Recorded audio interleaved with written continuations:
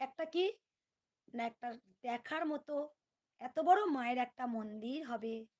সেখানে মন্দির মানে আমার নয়। মন্দির মানে কোটি, কোটি ভক্তের জন্য। আর সবাই কিন্তু কিছু পাক বা নাই পাই, আমরা কিন্তু একবার করে তীর্থস্থানে যাই। রাধে, রাধে।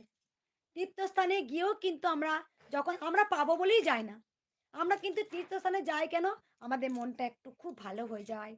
আমাদের মনটা একটু উদাস হয়। আমাদের মন একটু শান্ত হয়ে যায়।